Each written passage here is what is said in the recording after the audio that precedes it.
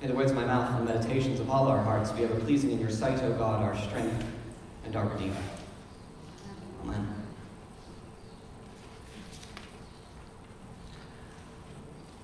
I've had about 3 sermons. You get one. Bouncing around. I know, I only get one. Bouncing around in my head this week. I've had the safe option, the easy option that I could take this text. I've had the mid-range one that might be a little challenging, and I've had the very difficult one. One that's going to cause me to take a risk, and I'm going to ask that you come with me as I take this risk.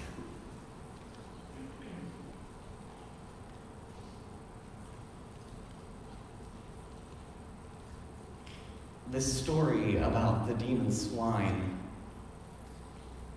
I think, often distracts people from the main point of the story, because they hear about these pigs being possessed, they hear about demons and legion, and they want to make it this fantastical thing, and that's what they focus in on. Why is it all about these pigs? I mean, I even put pigs in the bulletin. There's pictures of pigs. Why? And we could go into scholarly looks at why the pigs, why the demons, why all of this. But the thing that always gets me when I hear this story is the man himself. The man who is tormented by demons, who is struggling and crying out for help. And in that struggle, and in that cry, and in that pain, and in that reaching out to their community, they are met with shackles and chains, and being shunned and pushed away. Because they are dangerous. There is risk involved in interacting with this person, obviously. But this person cries out to Christ for help, and I'm sure they were crying out to their community for help. And they did not find it in their community. They did not find any healing or solace. Instead, they were left to torment and dwell with their own demons without any comfort. Yet Christ shows up. And Christ immediately sees this man, and through maybe some unconventional means, listens to him and heals him. Christ does some powerful work in that moment. Because even the people, when they come up and see this man healed, are scared by this. Because they know what deep struggle this man had. They know what deep pain this man had. So how could Jesus show up and fix this problem? That is a scary amount of power, isn't it?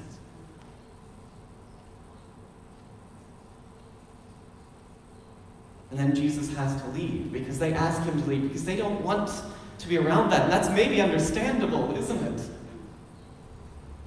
That's a lot of healing. I might need to pull away from that a little.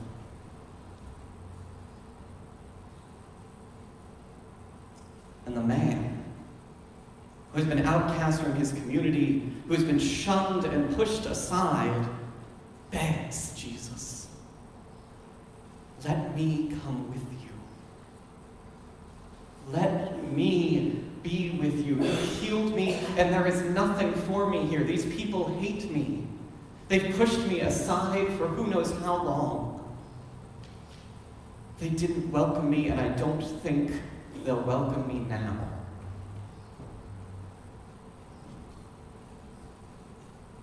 Let me come with you."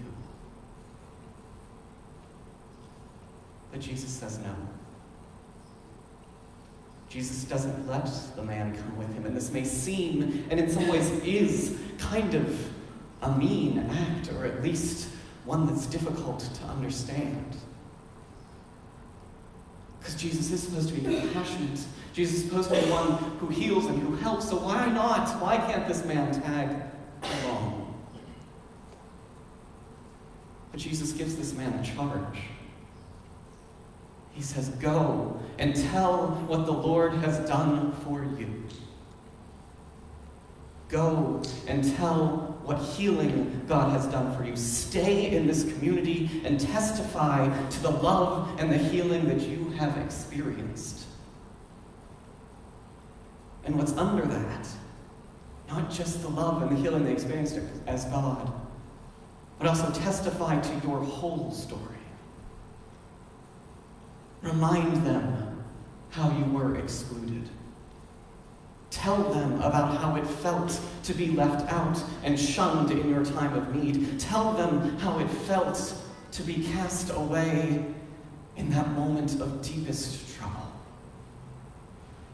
And let them know that even though they pushed you aside, God was there to heal and to help you.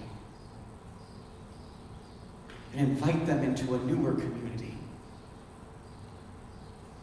One where we can share our struggles and our deep pains, the really difficult stuff.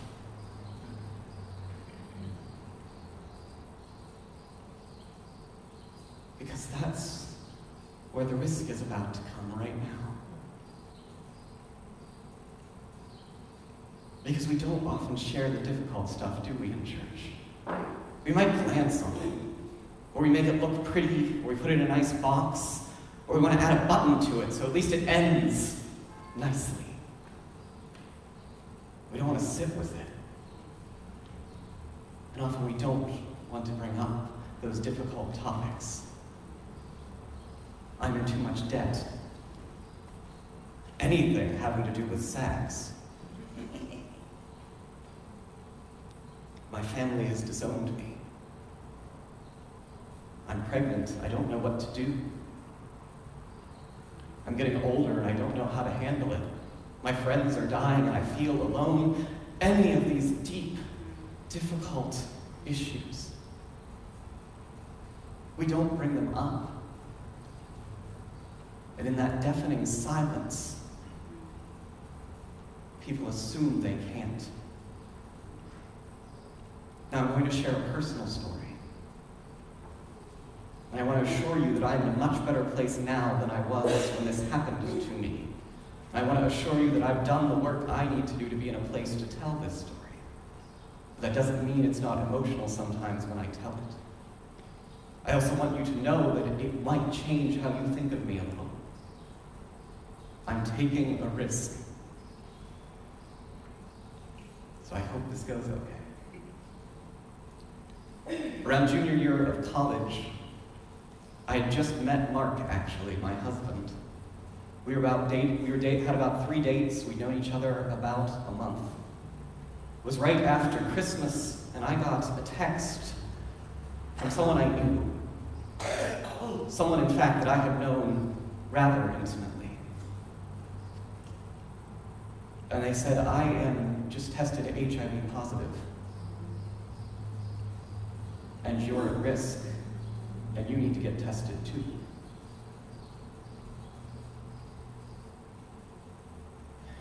And my world shattered in that moment. Because I knew at that point I still wanted to be a pastor. I knew where I wanted my life to go. I prayed about it. Had I made some wrong choices? Of course. And now this thing suddenly was in my life. And I didn't know what to do. I didn't know where to turn, but I knew almost immediately that I could tell no one in my church.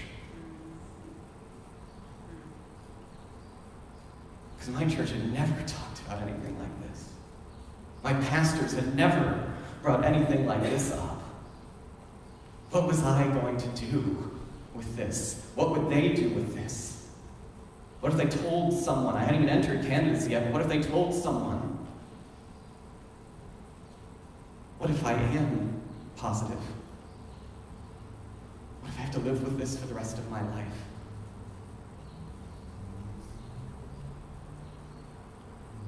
I was with my mother when I got the news, so she found out pretty quick. Mark also found out pretty quick, and for someone who'd only known me for 3 days, came through with flying colors to comfort and support me through it. But those are the only 2 people that know about this in my life. I found out that HIV can take up to a year to show up in a blood test. It won't even show up probably for the first 3 months. And I went through an agonizing year, testing and waiting and testing and waiting, praying with the one community I wanted support from not being there for me. Partially because I never shared with them, and who knows how they would have reacted. Because maybe they would have loved and supported me, but I didn't know that. And I couldn't take that risk. I didn't feel like I could trust the community enough to share that. And for a year I struggled, and I cried, and Mark was there for me, and my mother was there for me. And thank God, I was not positive. And that is not to be a judgment on anyone who is, so please don't walk away thinking that those people are bad or awful. But it was one less struggle I had in my life. But to go a year facing one of the most difficult things I had ever faced, and not being able to have my church community involved and supporting me and loving me through that.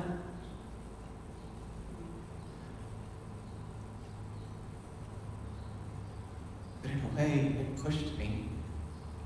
It pushed me to want to make sure our church doesn't become that place where we can't come with our difficult problems.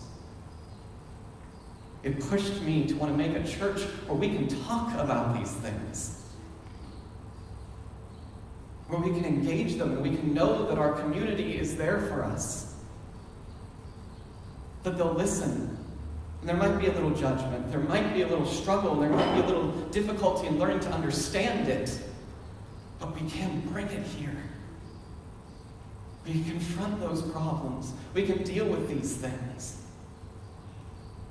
Because that's what Christ was doing in the gospel for today by leaving that man in the community he's in, so that he could testify to his struggle and his pain and his healing and help that community transform. We need to be willing to share our difficulties.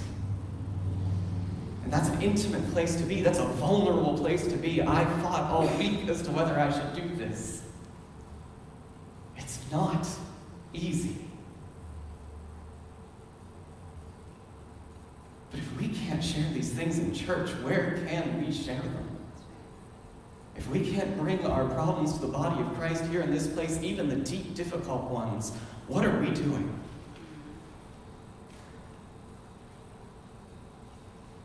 The Old Testament reading for today is actually the alternate reading from the lectionary. It's not the normal one.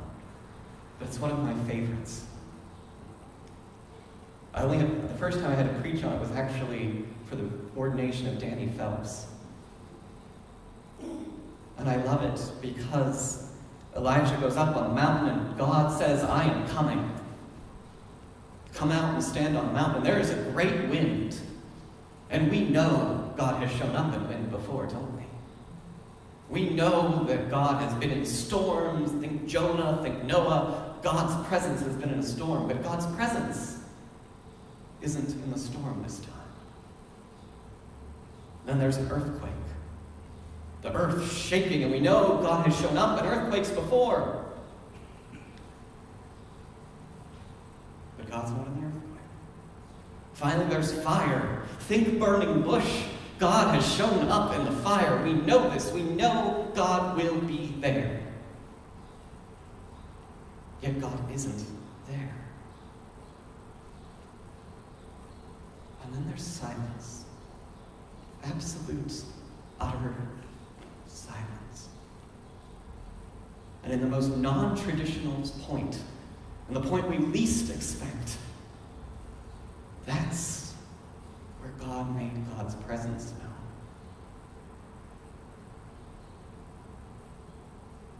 I don't know what to expect from telling all of you this. I don't know what you all expect when you share your difficult stories. But God has promised to show up in those moments. And God has shown up in those unexpected and unexplained places before, and God will continue to do so. So let's engage in these holy conversations. Let's let our neighbors know that we are there for them, but more than that, let's build up the trust by sharing our own story so that other people feel comfortable sharing theirs. Because in that sharing that we become comfortable and known. It's in knowing that someone else has had a deep and difficult struggle that we feel comfortable enough to share ours as well. When we hide it away, no one benefits from it, and we toil alone. But when we share, it not only helps bring other people on board to support us, but it opens the door for them to share as well.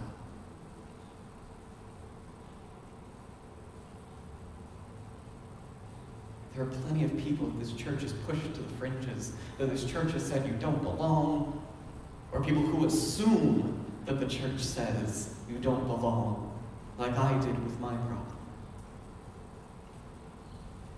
Those people have stories. Those people have pain. We all have been pushed aside in one way or another. We all have faced that struggle and that deep difficulty. So be open to sharing.